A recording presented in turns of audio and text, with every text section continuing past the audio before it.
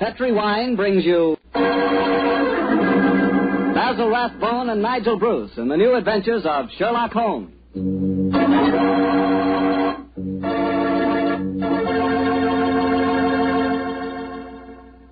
The Petri family, the family that took time to bring you good wine, invites you to listen to Dr. Watson as he tells us about another exciting adventure he shared with his old friend, that master detective, Sherlock Holmes. And you know what I wish I could share with you sometime? A bottle of Petri California sherry. Have you ever tasted Petri sherry? It's just perfect before dinner. Why, that Petri sherry can change the usual before-dinner lull into a special event, and that's a fact. Just look at the clear color of Petri sherry. It's a deep, rich amber, clear and cheerful-looking. And wait till you taste it. That's when you find out for sure just how good a wine can be. That's when you find out just what I mean when I say that the flavor of Petri sherry comes right from the heart of the grape. Try Petri sherry by itself, or with hors d'oeuvres or canopies or whatever you call those little cocktail sandwiches, and say, if you like your sherry dry, well then Petri California Pale Dry Sherry is the sherry for you. Just be sure the label says Petri, the proudest name in the history of American wines.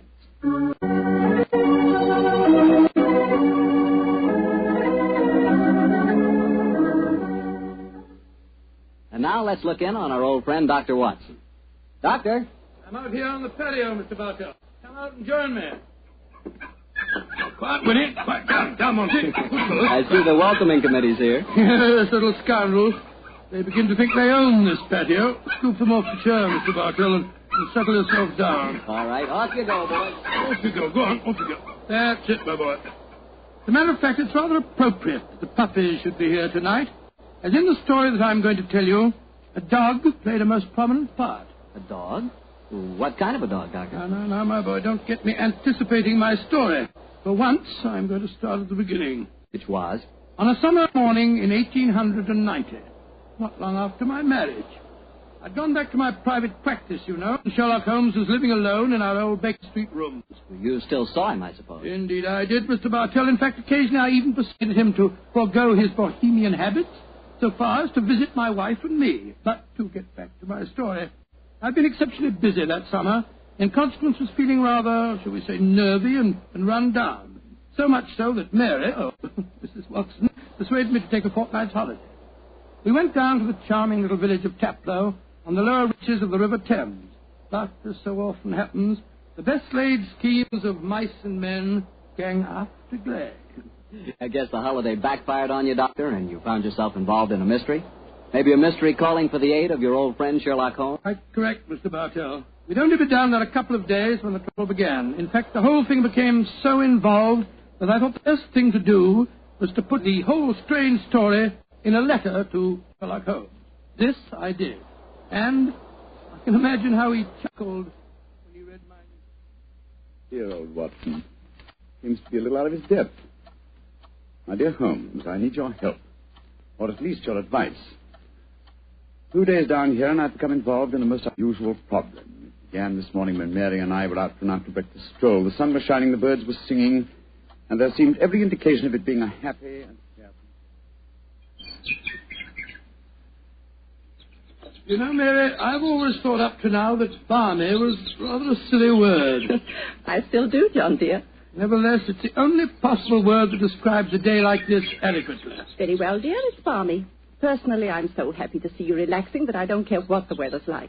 You've been working much too hard. Yes, it's been a busy year. Yes, and last year Sherlock Holmes monopolized most of your time. At least I've got you to myself for once. You dear little thing, you've always been rather jealous of my association with Holmes, haven't you? Not jealous, dear, but I must confess his influence on you wasn't entirely for the good.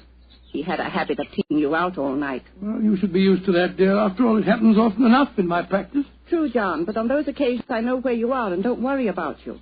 And again, you copied so many of Mr. Holmes' eccentricities. Keeping your tobacco in a Persian slipper, for instance. And, oh, John, look down. Look, do you see that woman walking across the field towards us? Yes, what's the matter? Do you know her? I'm not sure, but I think it's Ellen Warburton. I believe she does live somewhere near here. And who is Ellen Warburton? An old friend of mine. She's frightfully clever and advanced. She's interested in women's suffrage and all sorts of things. Oh, sounds dreadful. Imagine giving women the right to vote. Their place is in the home. It is Ellen. Ellen Warburton. Oh, how are you? Mary Watson. How very nice to see you again. I'm Mary Watson now. This is my husband. How do you do, Miss Warburton? How do you? How do you do? Mary, I'd heard that you'd married. Aren't you a medical detective or something, Mr. Watson? Not quite, dear. I hold the degree of Doctor of Medicine from the University of London, madam. But he's helped the great Sherlock Holmes on many of his cases. That's how I've heard of him then. Do you mind if I walk with you a little way? Of course not, Ellen. Come along. Do you live near here, Miss Warburton? About 4 miles away, Doctor, at Chevy Grange. I'm a glorified housekeeper for my uncle, Colonel Warburton. Oh, dear, that sounds rather dull for you. As a matter of fact, the state of my uncle's health at the present moment makes it anything but dull for me. That's why I asked if I might walk with you for a way. Well, what's the matter with him, Ellen? He's going mad. Before my eyes. And I can do nothing to help him. Mad? Come now, Miss Warburton, surely you... Doctor, I'm not an hysterical girl. In fact, I regard myself as something of a scientist. I studied physics for a number of years at Bristol University. And I tell you that my uncle is going insane. What are the symptoms? Most of the time, he's perfectly normal. But when these attacks are on him, he gets in the most frightful rages and says the strangest things. He's even complained of hearing a shrill, piping whistle that comes out of nowhere. I can't hear it, nor can anyone else. But Uncle gets into the most dreadful state. I wonder, would you have a look at him for me, Dr. Watson? Well, I don't Of course. John will do everything he can. Thank you so much. Then supposing you both come over... My dear Holmes, at 7 o'clock this evening, we found ourselves approaching Chevy Grange. It was rather a forbidding-looking place, covering a little more than an acre, I should say. As we stood waiting for admittance, I must confess that I was not entirely... Gloomy-looking place, isn't it, Mary? It is a little forbidding, John, dear. Oh, dear. What's that? Sounds like a tom-tom. Someone singing a weird chant. Seems to be coming from the direction of that barn over there. It doesn't seem quite appropriate, dear, does it? I mean, not in the heart of Buckinghamshire. Why not knock on the door again, John? Yes, it's all right, I will. Perhaps they didn't hear us. Oh, they did. Who is it? Oh, yes. It's Dr. and Mrs. Watson, my good man. Acker's the name, sir. Come in, please. The Colonel's expecting you, sir. He's in the study. This way, sir. By the way, Hacker, as we were waiting outside the front door, we heard a strange chant, and it sounded as if someone was beating a tom-tom. Oh, that was Miss Narda. You'll be hearing more of her. Promising beginning. Let's see what happened next. This very unpleasant fellow Hacker showed us into the study where we met Colonel Warburton. First, it was hard to believe that he was a sick man. He looked well enough, and his conversation was sprightly. Spent most of his army life in Africa as military governor in the Zulu district. And the African spears and other trophies that lined his study walls bore mute evidence to his past life. He encouraged me to tell him some of my own army experiences. Oh, dear, poor fellow. It was really rather sad. There I was, Colonel Warburton, on the howdah of this wretched elephant. The river was a raging torrent, and I couldn't get the confounded animal to budge. Well, I'm a pretty strong swimmer, you know. Won several cups of swimming, as a matter of fact. Of course, I was a much younger man then. John, dear. Yes, ma'am? You interrupted Colonel Warburton's story. Oh, sorry. I thought this little incident would be interesting. Do go on, Colonel. Your story was so interesting. You were telling us that you were intercepted by an African drum code message. Oh, yes. Well, I don't want to sound conceited, but I doubt if there was another Englishman in the world who could have told you what those particular drum beats meant. Oh, I don't doubt that, Colonel Warburton. Well, I'd spent a good number of years studying the native customs. I spotted the code right away. It meant that an uprising was planned to start throughout the whole province at noon the next day. Of course, there it is again. The devilish whistle. Can you hear it, Dr. Watson? Mrs. Watson? I can hear nothing, sir. Nor can I. Of course not. No one could hear it but me. Now, Colonel Warburton, don't get so excited, it's sir. It's black magic, that's what it is. Oh, really, sir, black magic. You must realize that the powers of jungle witchcraft are completely unknown in this country, Dr. Watson. But I know of them, and I can think of many people who might wish to employ them against me. Come in. Oh, it's you, Nada.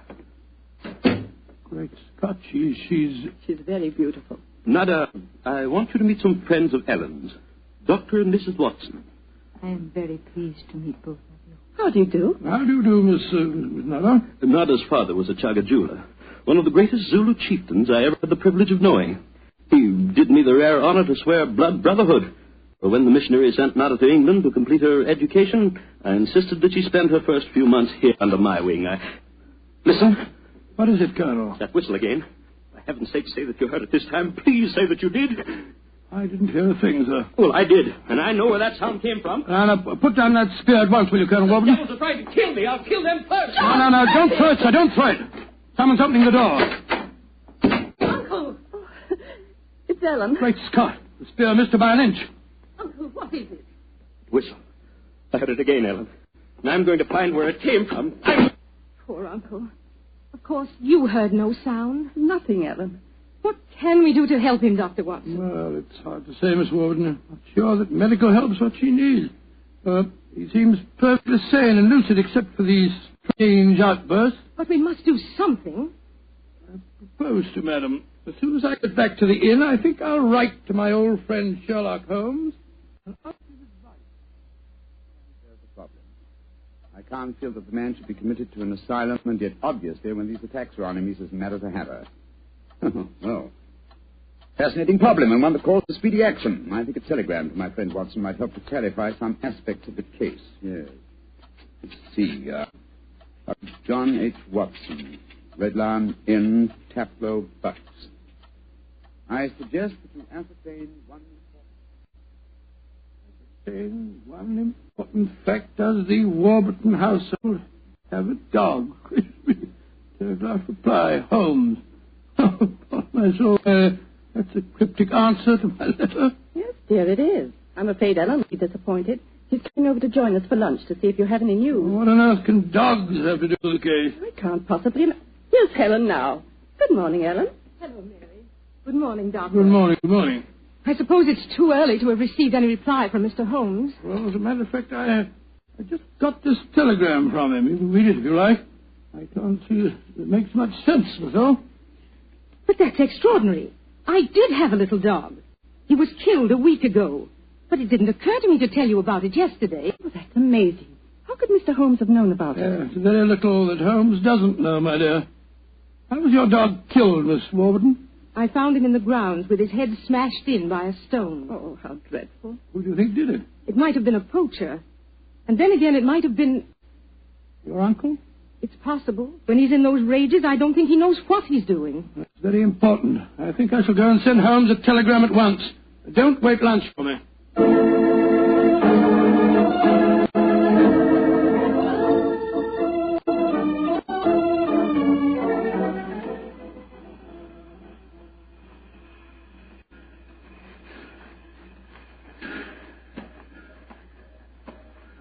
Why did we have to walk over to the station, dear? To see if there was an answer at the station telegraph office to the wire that I sent Holmes. Oh, it's only 4:30, dear. It's hardly possible for him to have answered as quickly as that.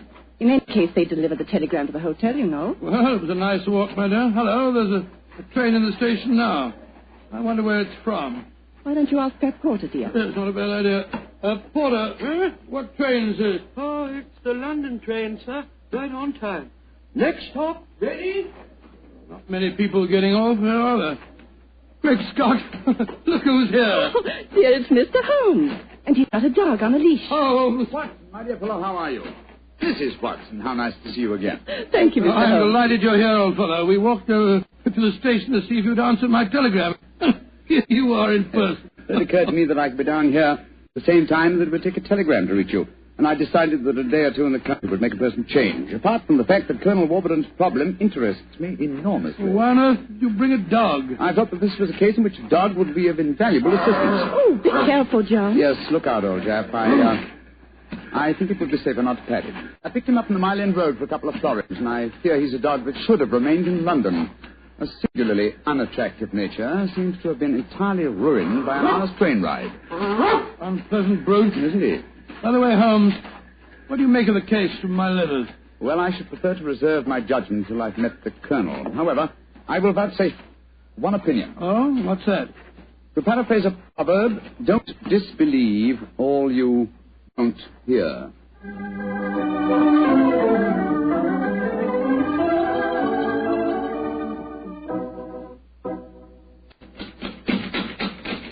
I can't think why someone doesn't answer. They can't all be out. Well, while we're waiting, I think I'll tie the dog up to this tree here. I don't want my arrival to cause too much commotion. Quiet! Quiet! Do you think perhaps we could try the door, John? Yes, certainly. It's a good idea. Hello. It's unlocked. Then let's go in, old fellow. Let's go in. Colonel Warburton? Colonel Warburton? Ellen? What was the name of that butler fellow? Hacker. Yes, of course, that's it, Hacker. Hacker! Hacker! We appear to be in an empty house. The dog! Oh, fool that I am. I shouldn't have left him here. Come on.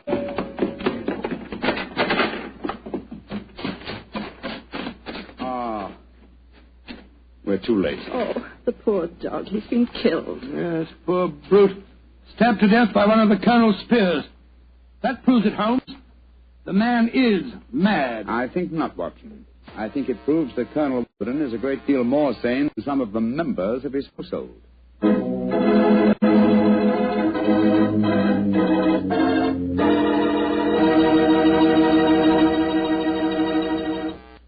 You'll hear the rest of Dr. Watson's story in just a few seconds.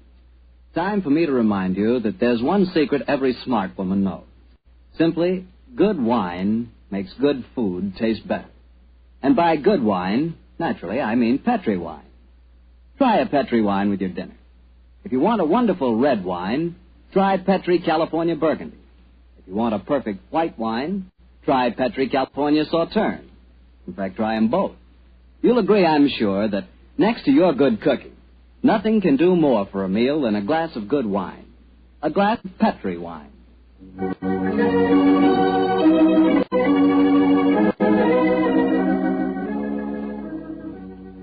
And now back to tonight's new Sherlock Holmes adventure, the story of Colonel Warburton's madness. Holmes, why are we heading for this barn? Seems to me we should be back in the house. Why, old chap? Found the house empty. Besides, I thought I heard. What is it? Listen. It's the same sound that Mary and I heard yesterday. Oh, once more, it's coming from the barn. Come on, Watson, but quietly.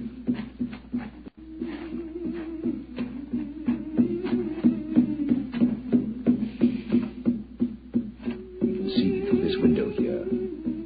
It's that Zulu girl, Nada. She's beating a drum and chanting. Who's the man with her? It's Colonel Warburton. No, it isn't. It's that servant fellow, Hacker. What in thunder is he doing here? Apparently assisting Miss Nada in some of her African mysticism. It's black magic they're dabbling with, just as the Colonel said. Let's go in and catch them red-handed. No. Stay quiet. We'll talk to them soon enough. At the moment, I feel it's much more urgent that we find Colonel Warburton. Come on.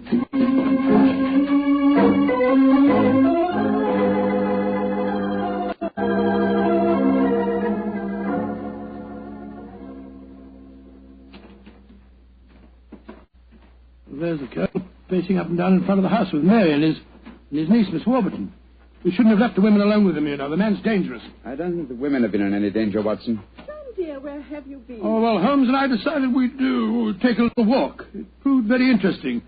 Miss Warburton, this is Mr. Sherlock Holmes. How do you do, Mr. Holmes? I'm so glad you're here. How do you do, Miss Warburton? And this is Colonel Warburton, Mr. Sherlock Holmes, eh? I suppose you think I killed your wretched dog. Well, I might have done it. When I hear that whistle, something seems to snap in my brain. I might have killed it. Why doesn't your doctor friend certify me as insane? Send me where I belong before I do any worse, damn it? Poor man. Isn't there anything you can do for him, Mr. Holmes? I most certainly will try to, Miss Warburton. What no, fellow? I wonder if you'd follow the Colonel and give him a sedative. I'm afraid he has quite an ordeal before him. Of course I will, Holmes. Miss Warburton, where were you when my dog was killed? Down in the greenhouse. As soon as I heard the poor animal yelping, I ran up to the house. I see. Mr. Holmes, you are going to be able to help the Colonel, aren't you? I'm convinced of it, Mrs. Watson. That is why I brought a dog from London. But now that he's dead, I must obtain another one before I can proceed further with the case. Now, I wonder where on earth I can find a dog. Look. Huh? Down by the gate. There's a little girl walking with a dog. That's Sarah Entwistle, the daughter of our neighbors. Sarah, eh? Oh, excuse me, will you just a moment? Sarah! Sarah! Yes. Oh, Sarah. Sarah, my dear, what a pretty dog you have there. What's his name? It's a her. Her name's Boojum. What's your name? Holmes. Sherlock Holmes. Sherlock? That's a funny name. Yes, it is, isn't it? Look here, Sarah. Here's a nice, shiny half-crown for you. Why are you giving me money? Well, because I love dogs, and I want to borrow, what did you call him? Boojum. Boojum, oh, yes. I want to borrow Boojum for half an hour. Why? Well, I want to play with her, Sarah. You can play with her here. She's awfully friendly. Well, you see, I really want to take her for a nice walk.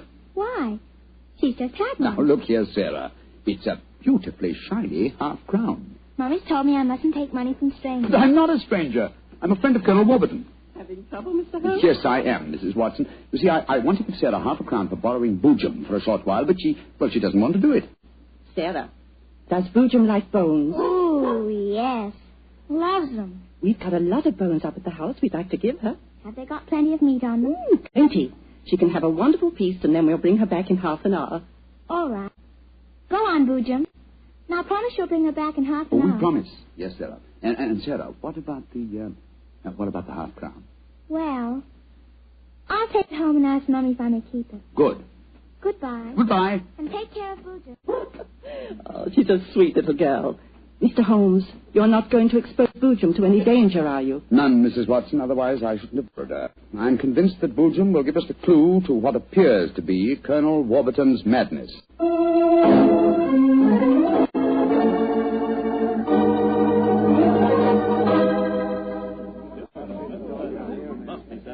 Now, let me see. We're all here. Miss Warburton, the Colonel, Miss Nada, Hacker, and the dog Boojum. Yes. Now, ladies and gentlemen, I propose to conduct an experiment. Before I conduct it, I should like to point out the chronology of the events in this case. First, Miss Nada arrived here. Mr. Holmes, you're not suggesting Please let me finish, Miss Nada. First, Miss Nada arrived here. Second, the Colonel first heard the mysterious whistle. Third, your dog was killed, Miss Warburton. Fourth, the whistling set in dead earnest.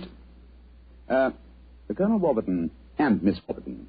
Doesn't that pattern suggest anything to you? No, I can't say that it does, Mr. Holmes. I don't see what you're driving at. Nor do I, Holmes. We should be more explicit. Very well, then I will. I shall now conduct my experiment.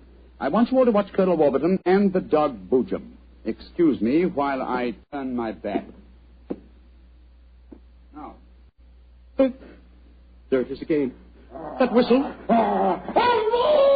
The dog heard it, too. Great Scott, Holmes. What does it mean? It means that this wooden whistle in my hand is the answer to the mystery. The sound made by this cunningly designed instrument is above the normal range of pitch. You see, the Colonel has hypersensitive ears. So the dog heard it. Perhaps I should have said the normal human range of pitch. Didn't you suppose someone has deliberately been trying to drive the Colonel mad? Of course, Mary. That's why the dogs were murdered. Whoever it was knew that a dog would give the game away. It's not hard to guess who that someone is. Nada, this started when you came here. Is this your gratitude for the Colonel's kindness to you? Endangering his sanity with your evil black magic? That is not true. One moment, please, Miss Warburton. Miss Nada. Yes, Mr. Holmes. Dr. Watson and I watched you in the barn some 3/4 of an hour ago with Hacker. Were you engaged in practicing any form of black magic? No. I was praying to my old gods to save the Colonel's sanity. What were you doing there, Hacker? Don't tell me you were praying to old gods, too. Well, I used to be a chapel-going man, sir, but I don't know. No harm in trying something new, I always say. In any case, why should Miss Nada wish to persecute the Colonel? It might be for some tribal revenge. Oh, but that's ridiculous, Alan. Her father and I were sworn blood brothers. Exactly, sir. No, it should be obvious.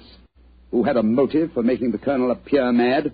His niece and heiress. What do you mean? She had studied physics, you will remember, and so could know about supersonic research.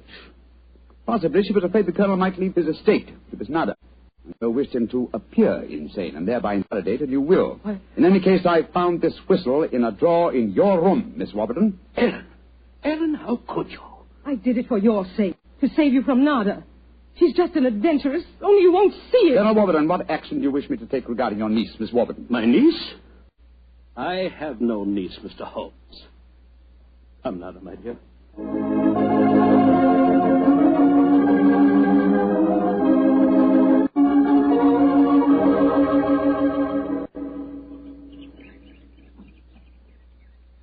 Oh, what an amazing case, Holmes.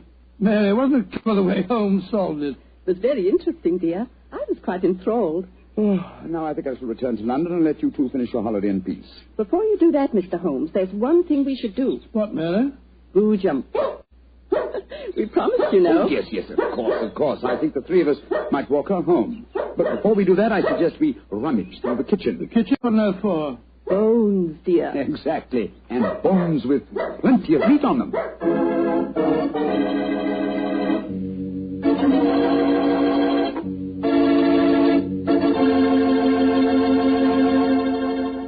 Say, Doctor, that was a swell story. And look, you mean there really is a whistle that only dogs can hear? I thought you'd ask me that question, so I've got one of those whistles to show you. There. Well, there's nothing unusual about it. Blow it, Doctor. Well, listen, Mr. Bartell, if I want you to come quickly, I don't just have to whistle. All I have to say is, would anybody like a glass of Petri wine? And hey, presto, there you are. Well, can you blame me? I know a good wine when I hear it. And Petri wine sure is good wine. It ought to be. The Petri family's been making wine for generations. As you know, ever since they started the Petri business way back in the 1800s, that business has always been family-owned and operated. So just think of all the experience the Petri family's gained. They've been able to hand on down from father to son, all they've ever learned about the art of turning luscious California grapes into fragrant, delicious wine. So whenever you're choosing a wine to serve before dinner, with dinner, or at any time, you can't go wrong with a Petri wine. Because Petri took time to bring you good wine.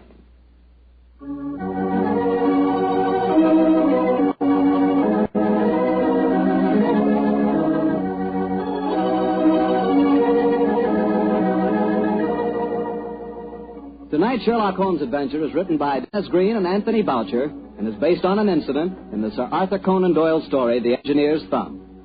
Mr. Rathbone appears through the courtesy of Metro-Goldwyn-Mayer and Mr. Bruce through the courtesy of Universal Pictures, where they are now starring in the Sherlock Holmes series.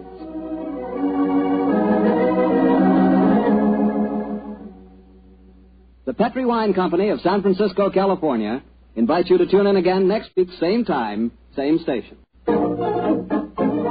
The Petri family took the time to bring you such good wine. So when you eat and when you cook, remember Petri wine. To make good food taste better, remember... Petri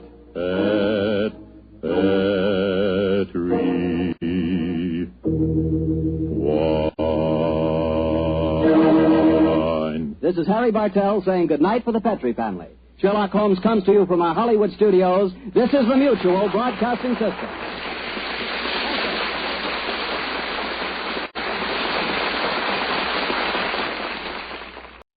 This episode from the life of Sherlock Holmes will be transmitted to our men and women overseas by shortwave and through the worldwide facilities of the Armed Forces Radio Service. Petri Wine brings you Basil Rathbone and Nigel Bruce in the new adventures of Sherlock Holmes.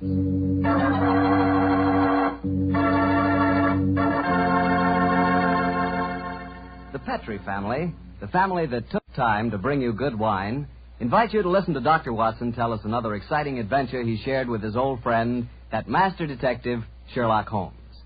And I'd like to tell you about something Dr. Watson shared with me the other night, some Petri California sherry. Did you ever have a glass of Petri sherry before dinner? Well, that's a swell time for it, because the Petri sherry is the best beginning a good meal ever had. What a wine. You don't have to serve it in fancy wine glasses either. Not Petri sherry. That wine would taste wonderful if you drank it out of a water glass. You can just taste those sun-ripened grapes. And incidentally, if you like your sherry dry, not sweet, then just do what I do. Ask for Petri Pale Dry Sherry. It's a good idea to always have a bottle of Petri sherry in the house because it's just the thing to serve when company catches you unprepared. And believe me, you can serve that Petri sherry proudly because it's a fact that the name Petri is the proudest name in the history of American wines.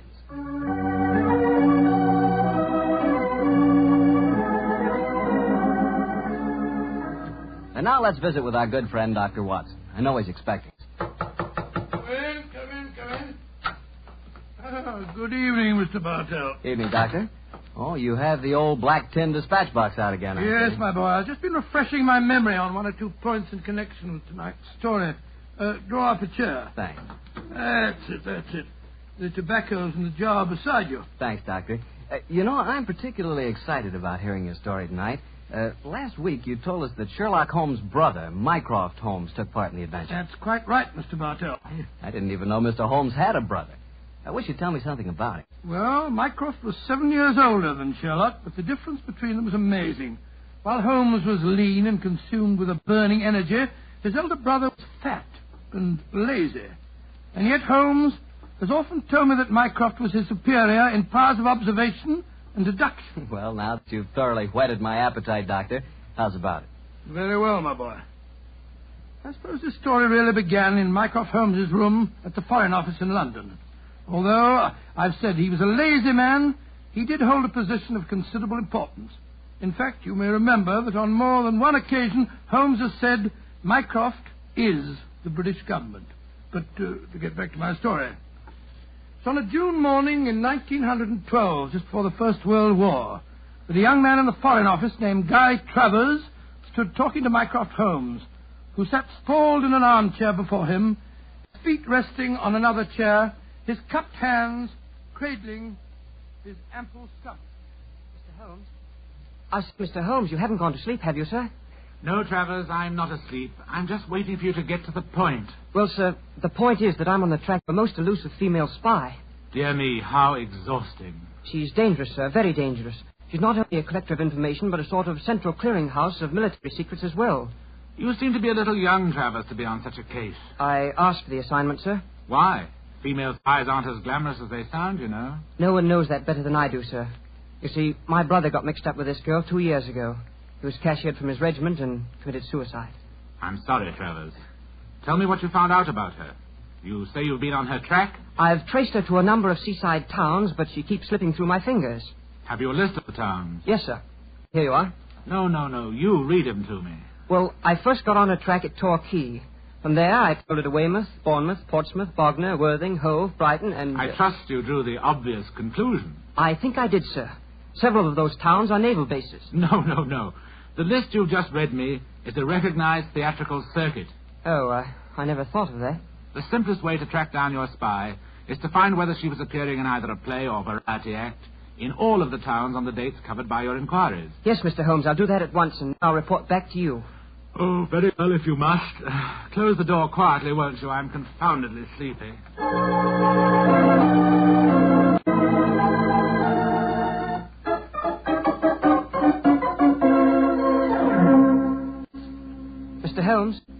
Mr. Holmes, you haven't gone to sleep again, have you, sir? Oh, it's you, Travers. Well, what did you find out? A great deal, sir. The only theatrical show that was appearing at all of those towns was a magician's act called The Great Gandolfo. I trust you went and saw the performance. Yes, sir. Last night at Hastings. And? The magician's assistant was a girl who looked exactly like the one I saw my brother with 2 years ago. Did you go backstage and talk to her? Yes, sir. But it's a funny thing.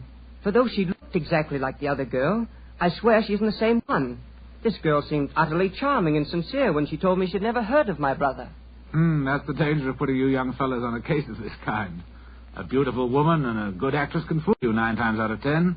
What's your next move, Travers? Well, sir, I was hoping perhaps you might come down with me and see the act. It's playing at Eastbourne tomorrow. It's not very far, sir. Stir my 20 stone. leave the comforts of my office and club to track a spy. No, my boy. However, your mention of Eastbourne gives me an idea. Yes, sir? My young brother Sherlock is living on a bee farm a few miles outside Eastbourne. He might help you. He's a great detective, isn't he, sir? I have never regarded him as one, though I will admit that for a man with such a shocking excess of physical energy, he possesses a relatively superior mind. Yes, go and ask Sherlock. Thank you, sir, I will.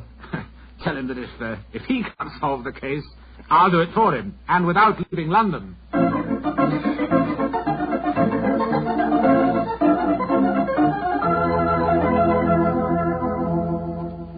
And so, Mr. Holmes, I did as your brother suggested and came down here to Eastbourne to tell you about the case. I quite understand, Mr. Travers. Very interesting story it is, too, my boy. I'm certainly glad that I happen to be staying down here with you, Holmes.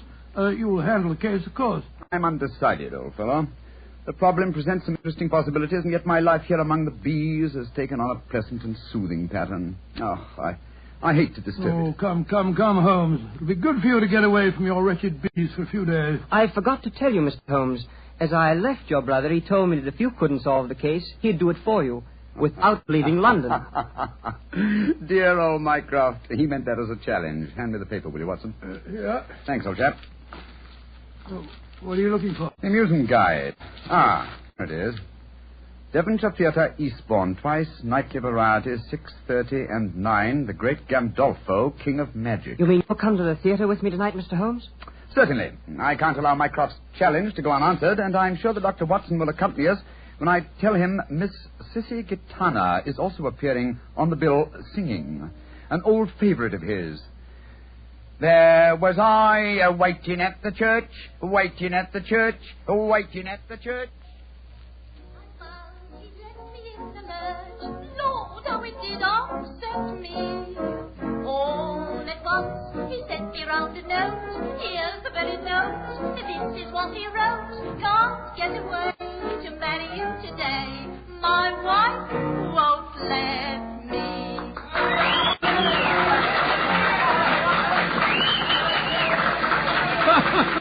That's the most entertaining woman, Sissy Gitana. And that's good looking, too. My wife won't let me. The Great Gandolfo's next, Mr. Holmes. Yes, I'm just studying the program. He's not exactly modest in his claims, is he? The Great Gandolfo, the world-staggering illusionist. Presenting the ceiling cabinet mystery, assisted by Miss Florine Lasseur. Oh, dear me, how very florid. I must say I love this old music hall flavour. I remember going to the Palace Theatre a few years ago to a perfectly charming girl who wore a white dress that made her look like a little white rabbit. That dress did look frightfully becoming, I must say.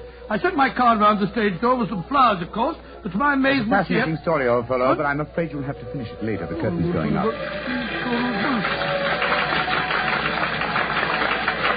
There he is.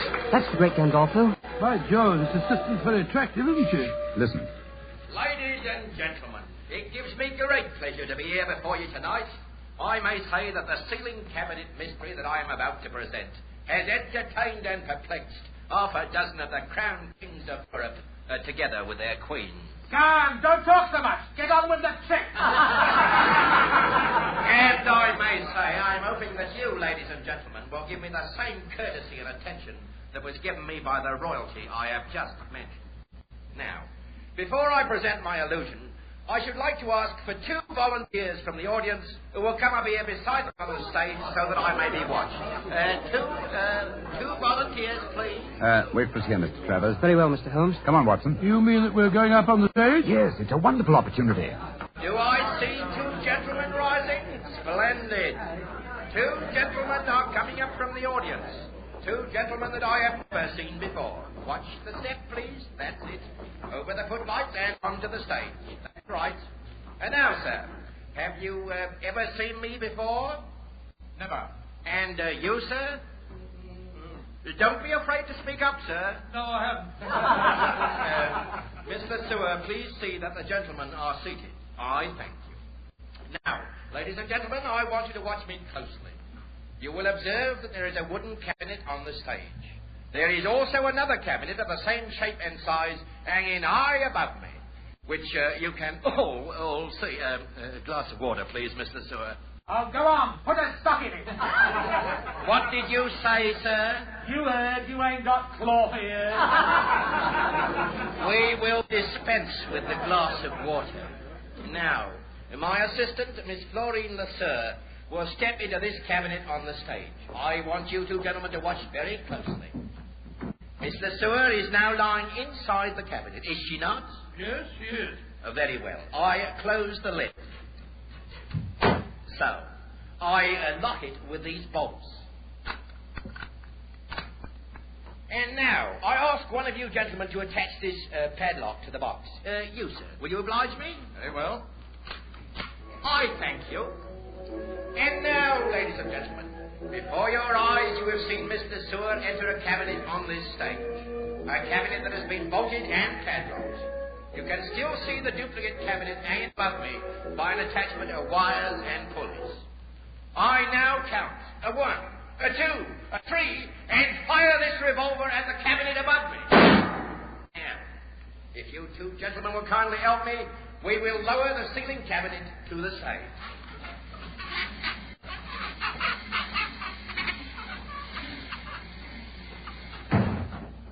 You will notice that this cabinet is also bolted and padlocked. I will ask one of you two gentlemen to unbolt it. I thank you, sir. And to this gentleman, I shall hand the key of the padlock. Kindly unlock it, sir. I thank you. And now, if you will both raise the lid of the cabinet. And here, ladies and gentlemen, is Miss Florine Latour. I thank you, ladies and gentlemen. I thank you.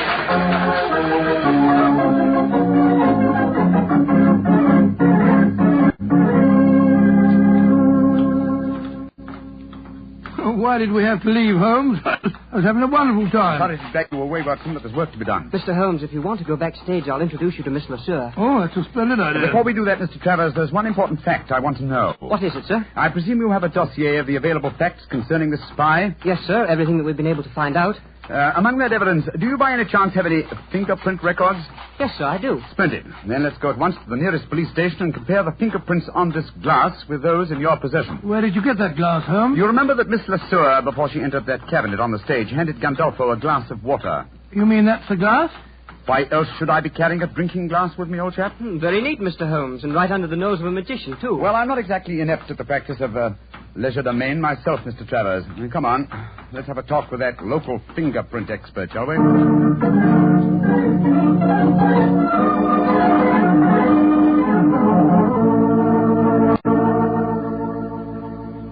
Mr. Holmes, the fingerprints on this glass you brought me are not the same as the one shown in this record. Yep, positive? Oh, absolutely, sir. Just as I thought. I'm much obliged to you. Always glad to help a gentleman like you, Mr. Holmes. Thank you and good night. Come on, Travers. Watson?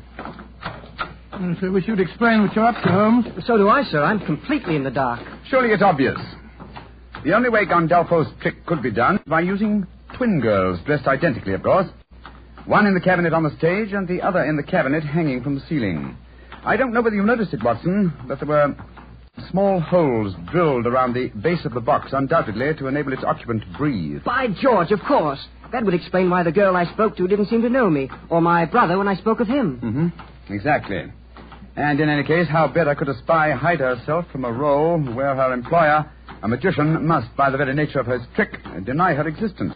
The question is, which girl is the spy? This fingerprint test has given us the answer. You mean it isn't the girl on the stage, the one who assisted Gandolfo? It certainly is not, old fellow. Your spy will be in the cabinet, suspended high above the stage of the Devonshire Theatre at 9 o'clock this evening. But this time we will watch the performance from the audience.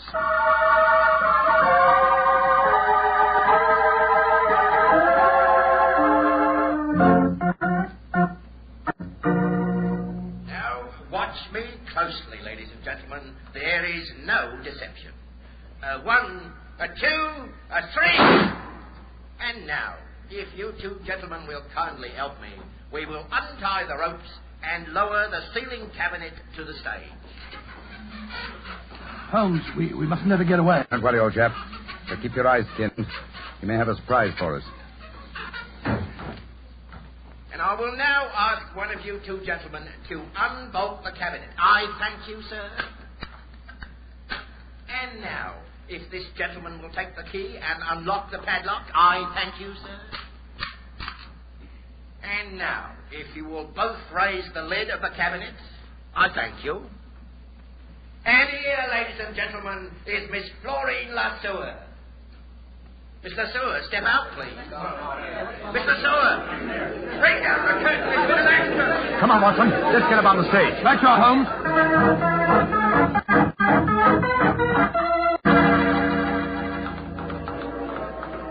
What happened, sir? It's Miss Latour. She's been injured. I'm a doctor. Let me look at her. I'm afraid she's beyond the help of doctors, Watson. Look at that bullet wound in her head. She has been murdered.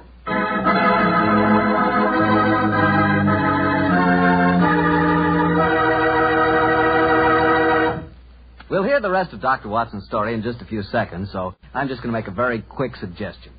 If you like good food, who doesn't, you'll find that good food always tastes better when accompanied by a good glass of Petri wine.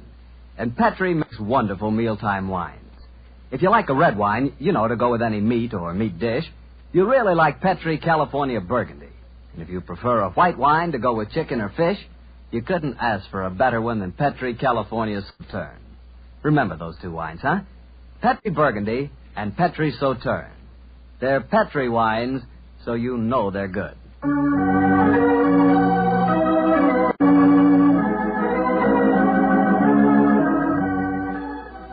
And now back to Dr. Watson and tonight's new Sherlock Holmes adventure, The Great Gandolfo. What happened next, Doctor? You just got to the part where you and Sherlock Holmes, on the stage of a vaudeville theater, were examining the dead body of one of the great Gandolfo's assistants. That's right, my boy. As you can imagine, the excitement was intense. The local police were soon at the theater, and the officer in charge, a certain Sergeant Buff, seemed to take a very great personal dislike to Sherlock Holmes. So, the great Sherlock Holmes comes out of retirement to teach our police force how to handle a case. Sergeant Buff, you're being ridiculous. I'm not trying to teach the police anything. You follow your own line of investigation, and I'll follow mine. And supposing I say I don't want private detectives poking their nose into a police investigation? Then, my good man, I shall report your conduct to the local chief of police and obtain the necessary permission. No need to get uppity about it, Mr. Holmes, but too many cooks spoil the broth, you know. Oh, an extremely profound remark, Sergeant. And now, if you'll excuse me, I've work to do. And so have I. And we'll see who gets to the bottom of this first. I'm going to Gandolfo's dressing room. Holmes, I'm worried about the dead girl's twin sister. I've been looking for her everywhere, and no one seems to have seen her since the tragedy occurred. Naturally, my dear chap. You'd hardly expect her to reveal the secret of the cabinet trick by exposing the fact that the dead girl had a twin. I never thought of that. But we saw her there on the stage when the trick started. Seems to me that she's in great danger. She is in very great danger. But don't worry. I've taken the precaution of having her guarded. Oh? How, Holmes? I'll explain that to you later. In the meantime, we have to work fast. It appears that Sergeant Buff is out to try and show me up by solving the case first. That makes the second challenge I've received today.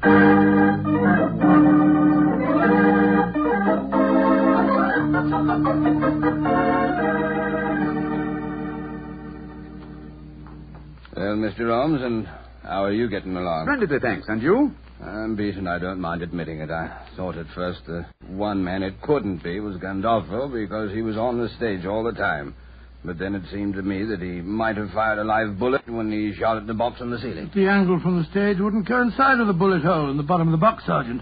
That shot must have been fired from the audience below. Mr. Holmes, you know who did it, don't you? Yes, Sergeant, I do. I wish you'd tell me, Mr. Holmes. It should be obvious, Sergeant. Watson, you examined the corpse. Please tell the sergeant your findings. The girl was lying on her back in the box. There was a small hole in her forehead and a large one in the nape of her neck. Exactly. And since the point of entrance of a bullet is smaller than the point of exit, it proves that she must have been shot lying in the box from above.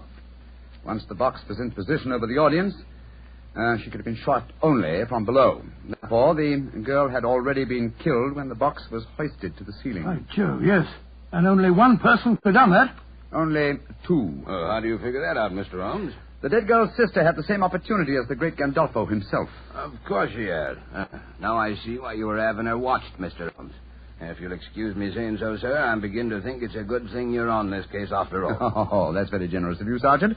And now, perhaps, if you'll do me the favor of keeping an eye on Mr. Gandolfo yourself. Of course I will, sir. Where are we going, Holmes? To the Jolly Fisherman Hotel to call up Miss Lasseur. How do you know she's there? I just received a message from young Travers. He followed her on my instructions as she left the theater. Come on, old chap. There's no time to be lost.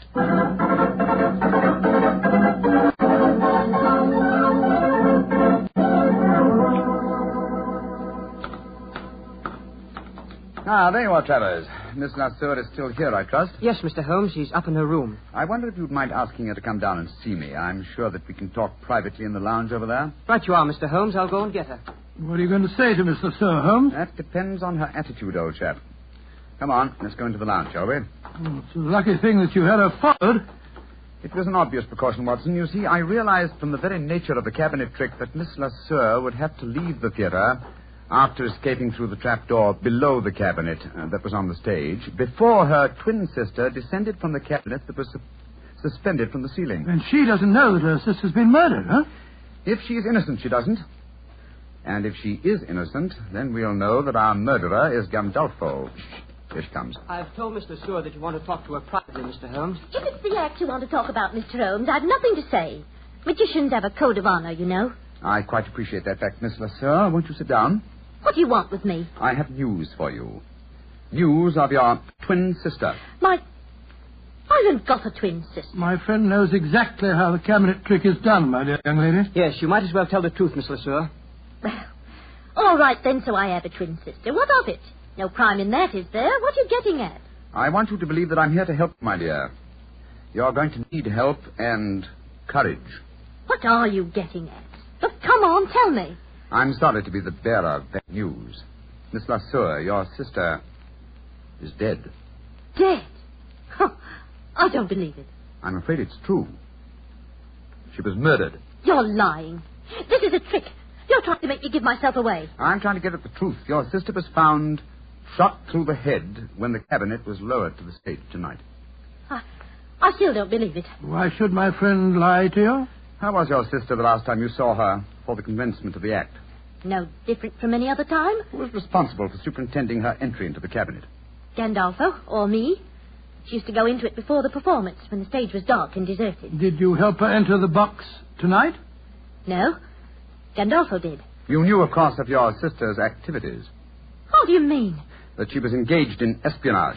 That's not true. Very well, Miss Lasser. You won't be honest with me. I'm afraid I'll have to turn you over to the police. I think you'll find their methods are a little more crude than mine, though. The police? Oh, no. No, don't do that, Mr. Holmes.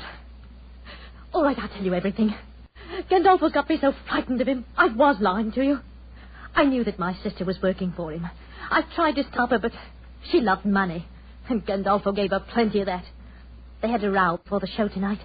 She knew you were on the stage at the first performance, Mr. Holmes. Gandolfo had spotted you, too, because she was frightened. Said she knew you'd catch her, and she wanted to run away.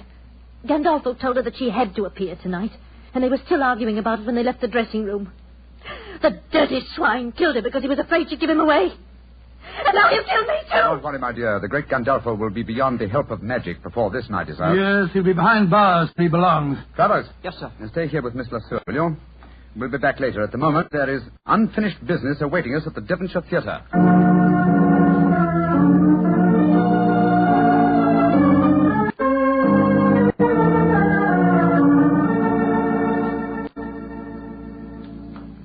Well, Mr. Holmes, I can't tell you how grateful I am. Gandolfo's safely in prison, thanks to you, and now you tells me you don't want no credit in the case. Oh, my dear Sergeant. I'm really a bee farmer, you know. In any case, I want to restore your faith in private detectives. The next time you meet one, I'm sure you won't be so unfriendly, shall I say? I'm humble, sir. I'm very humble, and I thank you very kindly for all you've done.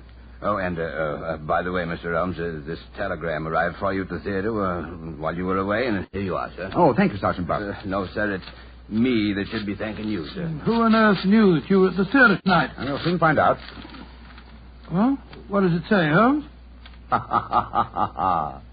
It's from my brother, Mycroft. Mycroft? What's he got to say? Really, it's quite humiliating.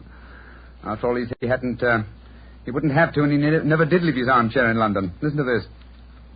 Have just checked on Gandolfo's repertoire of magic tricks. You will find spy in box suspended from ceiling of theater. Elementary, eh, my dear Sherlock? Why, Joe Holmes, he really is amazing, isn't he? He is also a prophet, old chap. Prophet? How do you mean? Well, he indicates the handwriting on the wall. I'm past my prime. I'm too old for alert detection.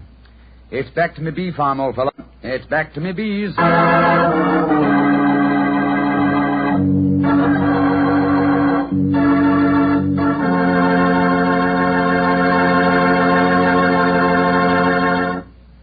Doctor, that was a swell story. I bet it was an interesting case to work on. Yes, it certainly was. I've always had a fancy for the theater, you know. What you really mean, Doctor, is you always had an eye for a pretty girl. Mr. Bartell, you're a very blunt fellow. Why not? I must admit, I like to look at a pretty girl myself. You, Mr. Bartell? Why shouldn't I like to look at a pretty girl? Oh, go right ahead and look, my dear fellow. Go right ahead. You just sort of surprised me a bit, that's all. I never thought you gave a moment's consideration to anything but Petri wine. Now you're really pulling my leg. I must admit, I do talk a lot about Petri wine, but after all, Doctor, it's worth talking about. What other wine has such tradition, such a story behind it? Petri wine is made by a family, the Petri family. They've owned and run their own business ever since its inception, back in the 1800s. The Petri family's been making good wine for generations. And they've been handing on down in the family from father to son, the fine art of turning luscious, sun-ripened grapes into fragrant, delicious wine. And that sure adds up to a lot of experience. You can just bet your last dollar that no matter what kind of wine you want, when you ask for a Petri wine, you're asking for good wine. Because Petri took time to bring you good wine.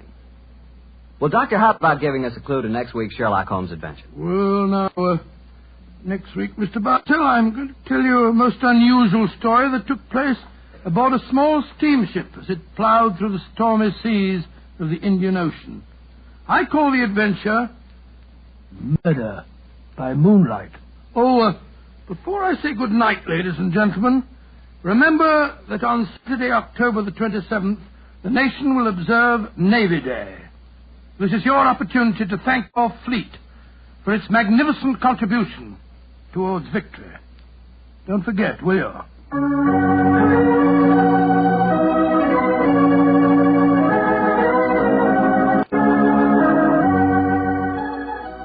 Tonight's Sherlock Holmes adventure is written by Dennis Green and Anthony Boucher and was suggested by an incident in the Sir Arthur Conan Doyle story, The Second Stain. Mr. Rathbone appears through the courtesy of Metro-Goldwyn-Mayer and Mr. Bruce through the courtesy of Universal Pictures, where they are now starring in the Sherlock Holmes series.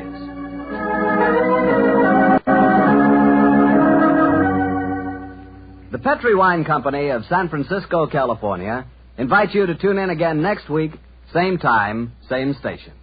This is Harry Bartell saying goodnight for the Petri family. Sherlock Holmes comes to you from our Hollywood studios.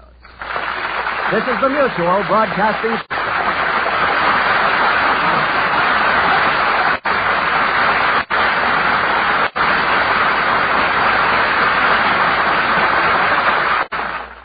This episode from the life of Sherlock Holmes will be transmitted to our men and women overseas by shortwave and through the worldwide facilities of the Armed Forces Radio Service. Petri Wine brings you Basil Rathbone and Nigel Bruce in the new adventures of Sherlock Holmes.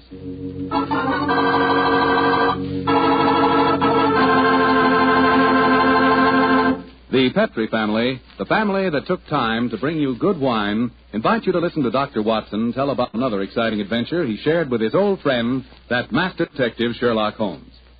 I suppose your dinner is well over by now, so now's the perfect time to get out a bottle of that swell Petri California port.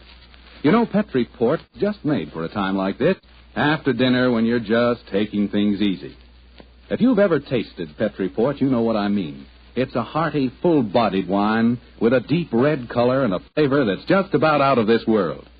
I think that if you had only one wine to choose and the whole world to choose from, chances are you'd pick port, Petri port. That's how good I think it is. That's saying plenty, I know, but I think Petri port will easily live up to all I say about it. Try it and see, and share it with your friends. You can serve Petri port proudly because the name Petri is the proudest name in the history of American wine.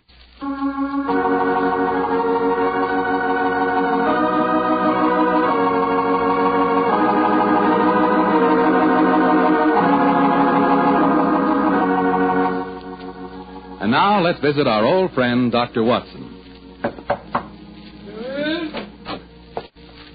I'm up here on the patio, Mr. Foreman. Come on out and join me.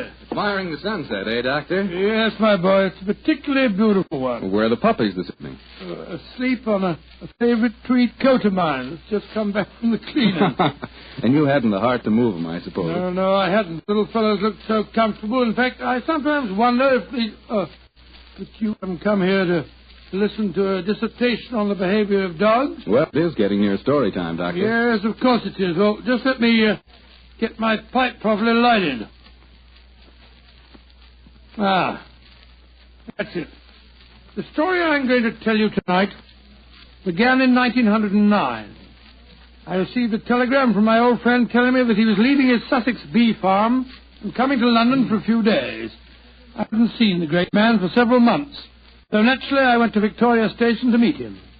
As the train drew to a stop, the door of a first-class carriage swung open and Sherlock Holmes, hand outstretched, jumped down onto the platform to greet me. Watson, my dear fellow, how are you? Oh, Holmes, my dear fellow, it's good to see you again. I've missed you. And are you, old chap? Carry your bag, sir? Yes, Porter, and get us a hansom cab, will you? Right, you are, Governor. I wish I'd got a spare room for you. Don't worry, Watson. I shall be very comfortable at the Diogenes Club. By the way, I trust you're free this evening. Yes, naturally. What are your plans? I thought we'd go to the theatre. Theatre? Oh, what play do you want to see? Oh, I thought we'd go to the Savoy Theatre and see the Sherlock Holmes play. I hear it's enormously successful. Yes, I know it is, but I've avoided it. I'm told that Sir Claude Horton takes great liberties with your character, and as for the actor portraying me, my friends tell me it's a travesty. He makes me nothing but a bumbling old fool. Therefore, a visit to the play might be a salutary experience for both of us. In any case, my trip to London is a response to an urgent telegram from Sir Claude himself. Seems to need my help rather badly. Oh, what's his trouble? Well, he wasn't specific in his telegram. He suggested, however, that we attend tonight's performance and discuss the matter with him afterwards. I see. Well, I suppose if you can sit through it, I can. Of course you can, old fellow. In any case, you yourself are partly responsible for the play's existence. How do you mean, Holmes? Those sensational stories you wrote of my modest problems, I should have seen where they would eventually lead to. In time, no doubt, we shall be portrayed on the cinematograph as well. Nonsense, Holmes. That newfangled thing's only a toy. I think not, Watson. We're on the edge of a strange new mechanical world. In fact, I begin to feel a certain concern about the rumored developments in wireless telegraphy. But enough of these predictions. Here comes our porter with a cab. We'll tell the driver to take us straight to the Savoy Theatre.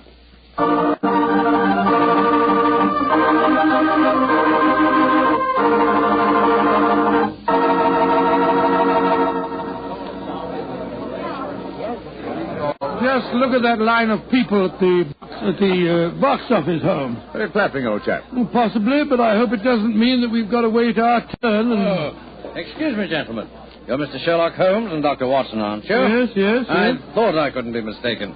My name is Frank Ferrer. How do you do, Mr. Ferrer? I'm glad to meet you, sir. Sir Claude has a box reserved for you. He asked me to see that you're quite comfortable. Consider it of him. Will you follow me, please? Thank you. Neither of you has seen the play before, I understand. No, Mr. Ferrers, we haven't. I imagine it'll be a strange experience seeing yourselves portrayed on the stage. By the way, I'm playing the part of an old friend of yours, Professor Moriarty. Oh, indeed. I'm looking forward to a very entertaining evening. I presume that you escape our clutches, as usual? Yes, I do, Mr. Holmes. And I've done it nightly now for 137 performances. A record that I'm sure Professor Moriarty himself would envy. Had it not been for his memorable demise at the Rackenback Falls. Here we are, gentlemen. This is the box reserved for you. And now, if you'll excuse me, I'll go back to my dressing room. Oh, I nearly forgot, Mr. Holmes. Sir Claude asked me to give you this note. Thank you. No, not at all. Well, I'll see you later. Very nice fellow for an actor. Don't be a snob, Watson. Well, what does the Claude note say? I'll read it to you.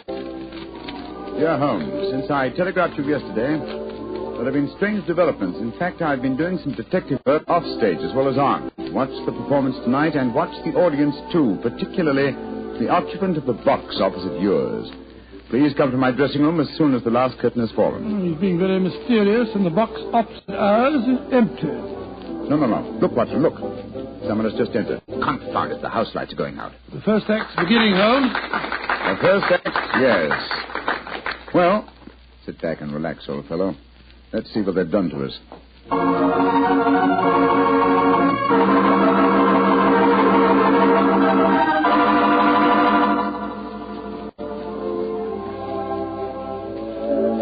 Well, what did you think of the first act, Holmes? Huh?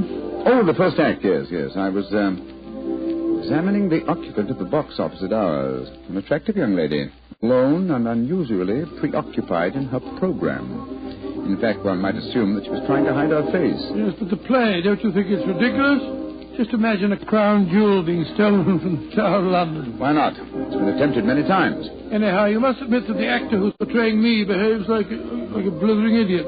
And Sir Claude's interpretation of you is pretty far-fetched. Far-fetched, but flattering, Watson.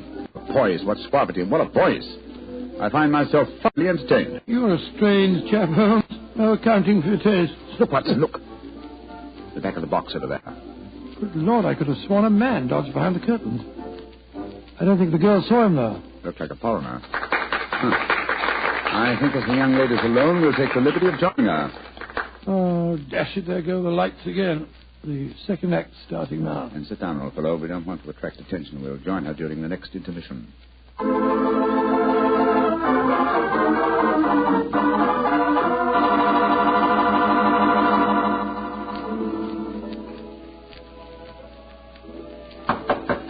Yes? Who are you? What do you want with me? My name is Sherlock Holmes, and this is my colleague, Dr. Watson. How do you do, young lady? I hope you'll forgive this intrusion, but Sir Claude requested that I keep an eye on you during the play tonight. Please come in and sit down, won't you? Thank you. Oh, this is very kind of you. You must forgive my abruptness just now. But I've just been watching Sherlock Holmes and Dr. Watson being impersonated on the stage. It's rather startling to have the real couple walk into my box. Yes, I quite understand. By the way, just before the curtain went up on the second act, I thought I noticed a man come into the back of this box and then disappear again. Were you aware of his presence? No, I didn't see him. But I know who it is. He's been following me for weeks now. Perhaps you'd like to tell us about it, Miss Henshaw. Alicia Henshaw. Yes, I would. As a matter of fact, that's why I'm here tonight. Sir Claude Horton's an old friend of my father's. I went to ask his advice. He did some investigating himself for a few days, and then he found himself a little out of his depth, so he decided to telegraph for you, Mr. Holmes. We were going to meet in his dressing room after the performance tonight. Splendid. And now, Miss Henshaw, what is your story? It's a strange one, Mr. Holmes, though I didn't realize just how strange until I first saw this play a few nights ago.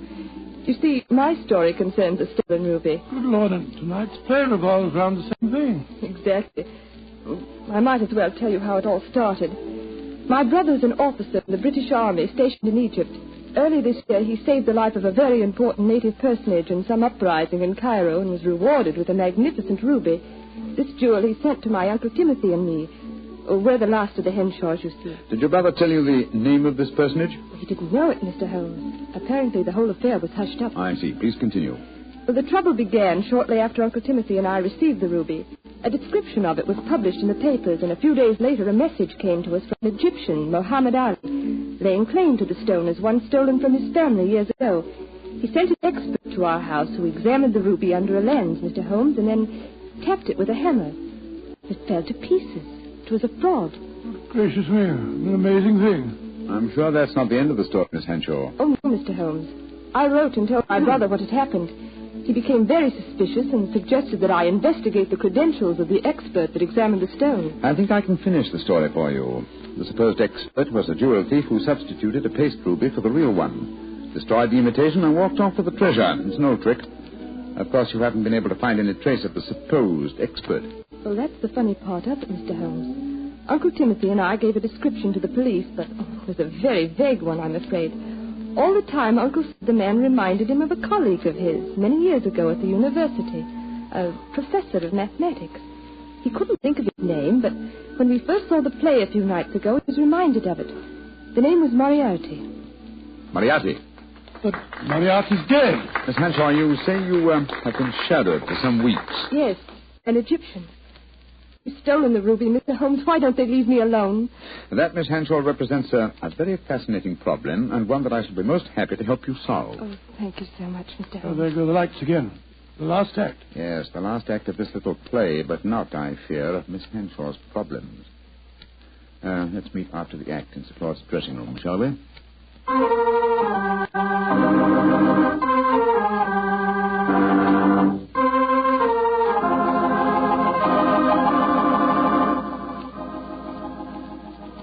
Well, Holmes, how did you enjoy the play? Very much, Sir Claude. May I introduce my old friend, Dr. Watson? How do you do, Sir Claude? How are you, Doctor? I see you've already made the acquaintance of Miss Henshaw. She, no doubt, has told you her troubles, eh? Yes, Sir Claude.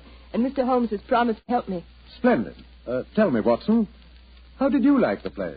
It was very interesting, Sir Claude. Not quite accurate, of course. Well, you have to allow us a little dramatic license, you know. What did you think of Rodney, the man who was portraying you, Doctor? Well, since you mention it, I think the fellow needs to study diction. He mumbles so much I couldn't understand a word he said. Oh, come now, old fellow. I think there are times when you're a little hard to understand yourself. Oh, rubbish. Sir Claude, I hope you'll meet us at the Diogenes Club, and then we can go out and have some supper. Excellent idea. I'll join you there after I've taken off my makeup. Splendid. I think I should be going home now, Sir Claude. I gave my address to Mr. Holmes, so he knows where to get in touch with me. Very well, Miss Henshaw, and don't worry. I shall give your problem my undivided attention. I'll take you to your cab, my dear. Oh, there's no need to, Sir Claude. Nonsense, I insist. Goodbye. I'll be back in a moment. Right, Miss Henshaw? Good night, good night. Strange business, Holmes. What do you make of it all? Very little as yet, but it's a fascinating problem. Sir Claude really seems to have identified himself with the character of Sherlock Holmes. He gave me the impression that he feels quite capable of solving the case by himself. Hello. Claude hasn't left, has he? Oh, no, Mr. Ferris. He's coming back in a moment. How'd you like to play, gentlemen? Very much. Your own performance as Moriarty was most convincing. Yes, indeed, sir. Congratulations. A couple of times there, I had a strange feeling that you really were Moriarty. Well, that's very flattering, Doctor. Oh, hello. Well, it sounds as if there's some trouble at the stage door. Hey, excuse me. Come on, Watson, let's follow him. Right. Hello, it's Sir Claude. He seems upset about something. Yes. What's happened, Sir Claude? Oh, there you are, Holmes. I just seen Miss Henshaw off in her cab when a foreign-looking fellow came out of a doorway and got into another cab. I heard him tell the driver to follow her. I tried to stop him, but he got away. Must be the same man that we saw in our box during the play. Sir Claude, we have her address. I think we'll drive there at once and see that she's arrived safely. We'll join you later at the Diogenes Club.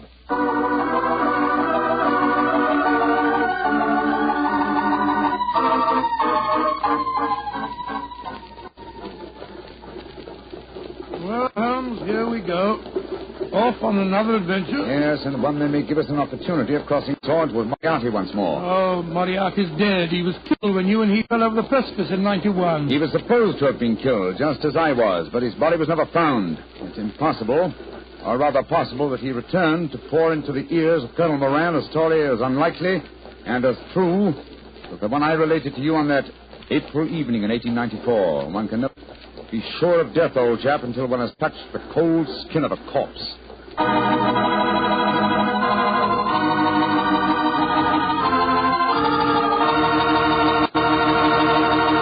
Dr. Watson's story will continue in just a few seconds. Hardly time for me to tell you about a really great Petri wine. Petri California Muscatel. Did you ever walk through a vineyard early in the morning and pick a big, juicy muscat grape right off the vine? If you've ever done that, then you know what to expect when you taste Petri Muscatel. Petri Muscatel is the color of golden sunshine with a flavor to match. Serve Petri Muscatel after dinner some evening, or serve it any time friends drop in. It's a wonderful way to express your hospitality with a wonderful wine, a Petri wine.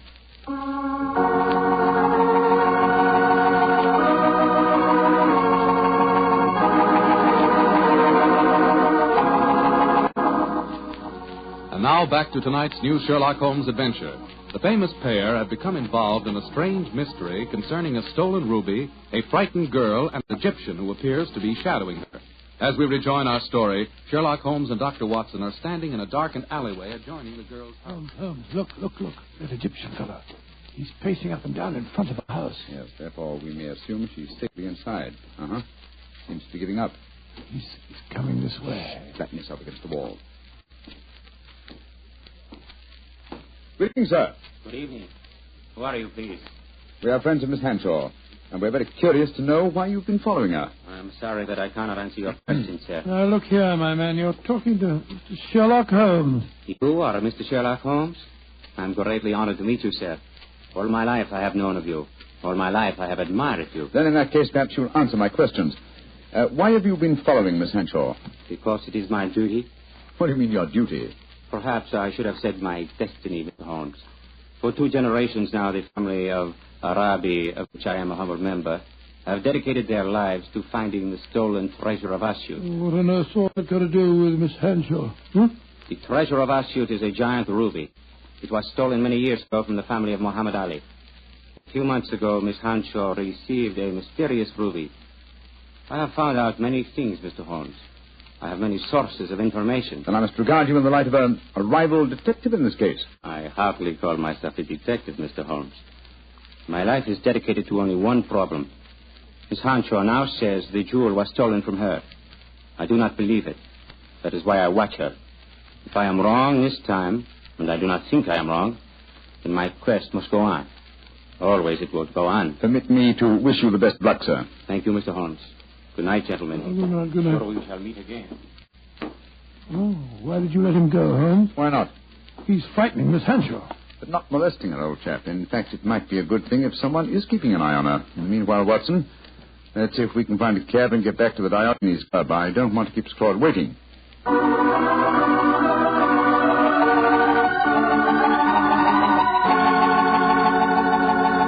Cora, has Claude Horton arrived yet?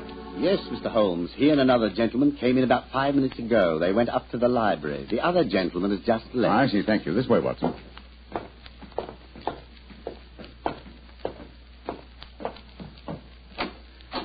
I'm sorry, Sir Claude. We've kept you waiting. We took a little longer, but... Sir Claude! Great heaven. What's the matter with him? Holmes. I found the answer. Too late. It's... No, sir. Don't try and stand up. You're ill. What are you trying to tell me? The ruby. Moriarty. The answer. The answer's in the book. In the book. Sir Claude! Holmes! He's been stabbed. He's dead. Just as he was trying to give me a message. He was muttering something about the ruby and Moriarty. And twice he said, it's in the book. Yes, there's a book still in his hand. It's a copy of The Tales of Edgar Allan Poe. His thumb's marking the page. The story of the purloined letter. Thank you, Sir Claude. You delivered your message. Come on, Watson. If we want to catch a murderer and a thief, we must go back to the Savoy Theatre as quickly as we can.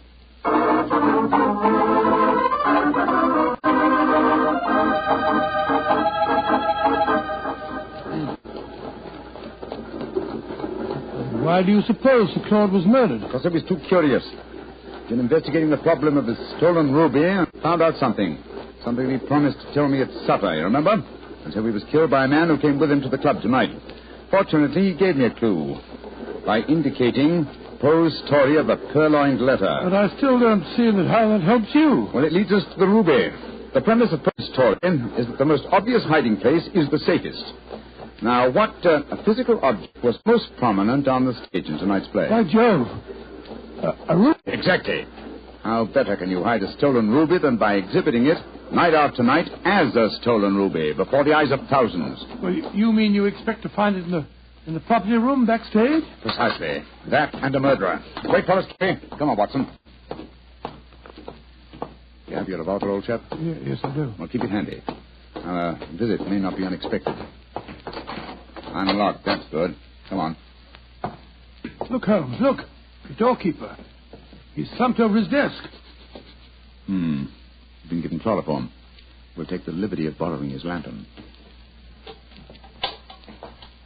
It's an eerie atmosphere about a dark and empty theatre, isn't there, Holmes? Now, where would the stage properties be kept, I wonder? Hold the lantern a little higher, will you, old fellow? Yeah. That's it. Aha, look over there. A large cabinet. It's marked Property Department. And it's unlocked. Oh, this is frighteningly easy. Let's look out for a trap. Now, let's see. Look. There's a ruby lying on that tray. Hold it up under the lantern, Watson. Exactly. It's as I thought. This is no paste stage property. It's a genuine ruby. In the light of this lantern, it's very hard to... Down, Watson, quick! He nearly got us. Smashed our lantern. Yes, he's got an air rifle, a powerful one, too, confound. There's no flash to indicate where he's firing from. Of course, he's baited his trap so neatly that he knows exactly where we are. I'm going to take a shot at him. I can't see anything, but at least it'll let him know we're armed. Now, move your position quickly, Watson. Just missed me, Holmes. This is hopeless shooting in the dark. Yes. I've got to switch the stage lights on. Keep him occupied, old fellow, will you? While I try to find the light switches. I've got him. But he still shoot, confound it. Yes, well, I found the light switch. Keep your eyes skinned, Watson. I'm turning it on. There he is, Holmes. Up in that box. Getting away. After him, Watson. You can jump over the footlights into the box.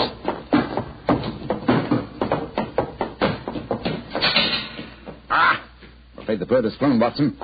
I should have remembered the theatre exit doors always open from the inside. No, he didn't get away, Holmes. Look on the floor. It's that Egyptian fellow. I hope you haven't wounded him too badly, I old don't chap. care if I have. He was trying to kill us. No, it's only a shoulder wound. He's fainted, infernal scoundrel. No, he's a very gallant man. Undoubtedly, he was trying to save us as you shot him just now. Holmes, what on earth are you talking about? Obviously, Moriarty. No, Watson, Moriarty just escaped through the door you heard clang a few moments ago. And what's this man doing here? As a fellow detective, undoubtedly he followed us. Perhaps he preceded us. When Moriarty started shooting, this man tried to capture him and got wounded by you for pains. Then who is Moriarty? He must be someone connected with this theater. It's obvious. Moriarty is Moriarty. What? You mean Frank Ferrers, the fellow that played the part on the stage? Again, remember Poe's story of the purloined letter. But why didn't you recognize him? Oh, remember, I haven't seen him for 20 years, and you haven't forgotten his genius for disguise, have you? What incredible audacity. How better could Moriarty conceal himself than by announcing nightly to the theater-going public that he was Professor Moriarty? Then he killed Sir Claude. Of course he did. Sir Claude must have persuaded Moriarty to go to the club with him. Probably he hoped to expose him in front of me, but Moriarty found out that Sir Claude knew too much. Yes. So he stabbed him. Rushed back here to bait his trap for us. Yes. But how did he know that we'd walk into it? Well, he knew that if Sir Claude had guessed his secret, then I certainly would, and so he was waiting for us. Hello. He's coming through. How are you feeling, my man? The ruby. The ruby. Did you find the ruby? Yes. Here it is, sir. Tell me, is it the ruby of Muhammad Ali? No. It is a fine stone, but it is not the one for which I have searched all my life. So my endless quest must go on and on. He's fainted again. Poor devil. Fine mess I made of this case, Watson. Oh, I don't know. You've recovered the ruby? Yes, look at it, old fellow. Before I turn it over to Miss Hanshaw, look at it well. Probably its every facet stands for a bloody deed. It's a beautiful stone. And yet this lovely bauble cost Sir Claude his life. And that devil Moriarty still goes free. But one day, Watson, and may the day come soon, I shall meet Moriarty again. And when that happens, and I finally bring him to justice, then and only then, can you write fini to the character of Sherlock Holmes.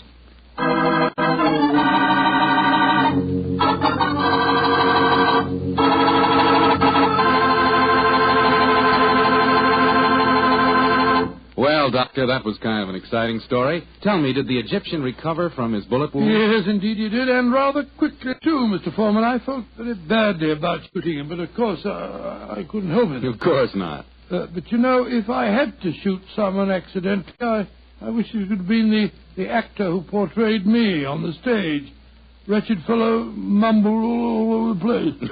Oh, don't worry about that. After all, you did recover the ruby. Yes, and a beautiful stone it was.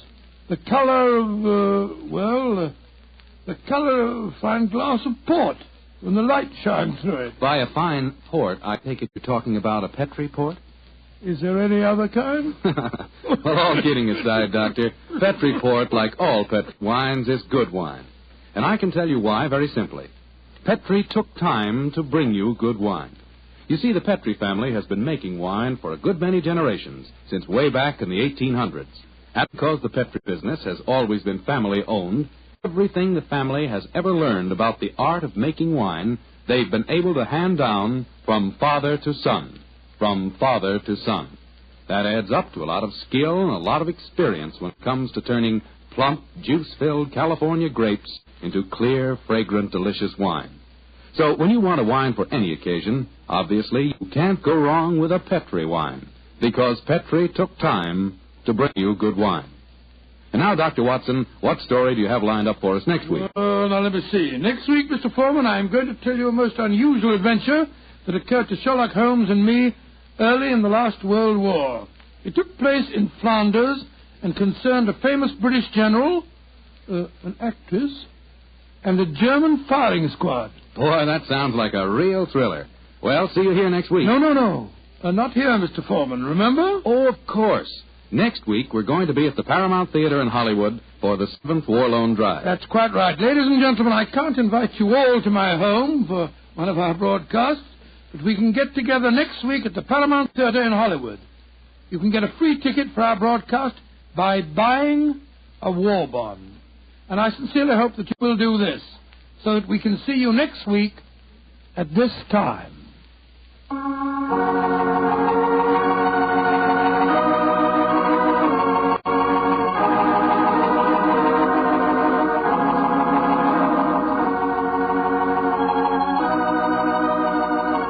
Tonight's Sherlock Holmes adventure is written by Dennis Green and Anthony Boucher and is based on an incident in the Sir Arthur Conan Doyle story, The Adventure of the Second Stain.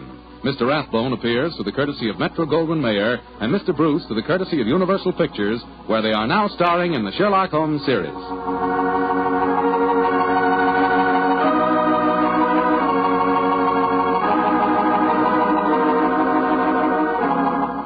The Petri Wine Company of San Francisco, California, invites you to tune in again next week, same time, same station.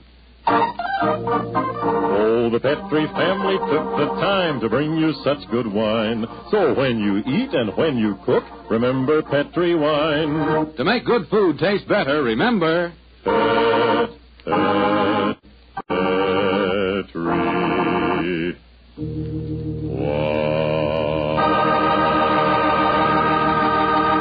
Bill Foreman saying goodnight for the Petri family. Sherlock Holmes comes to you from our Hollywood studios. This is the Mutual Broadcasting System.